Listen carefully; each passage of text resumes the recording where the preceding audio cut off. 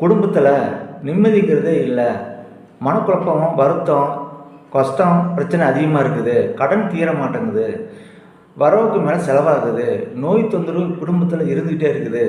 இந்த மாதிரி உள்ளவங்க என்ன செய்யலாம் அப்படின்னா, அதாவது வந்துட்டு ஃபஸ்ட்டு வீட்டை நீட்னஸாக வச்சுக்கிறது ரொம்ப சிறப்பாக இருக்கும். சூரிய உதயத்தை பார்க்குற மாதிரி இவங்க நேரமாக எந்திரிச்சிக்கிறது ரொம்ப நல்லது.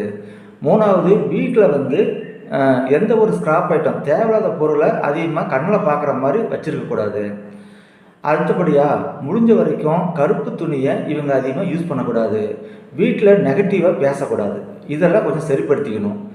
பின்னாடி தமிழ் மாதத்தில் வர வியாழக்கிழமை அல்லது வெள்ளிக்கிழமை நாள், குரு நாள் அல்லது வெள்ளிக்கிழமை நாள், இந்த ரெண்டில் ஏதோ ஒரு நாள் வீட்டு வாசப்படிக்கு மா இலையில தோரணம் கட்டிட்டு அந்த வாசப்படிக்கு சந்தன குங்குமம் வச்சதுக்கப்புறம் குலதெய்வத்துக்கோ அல்லது நம்ம பக்கத்தில் உள்ள விநாயகர் கோவிலுக்கோ போயிட்டு அங்கே வெத்தலை மாலை போடணும். வெத்தலை மாலையை போட்டுட்டு வீட்டுக்கு வந்துட்டு தீபம் போட்டு கும்பிட்டு வந்தால் உண்மையிலே இது போக போக சரியாகும்.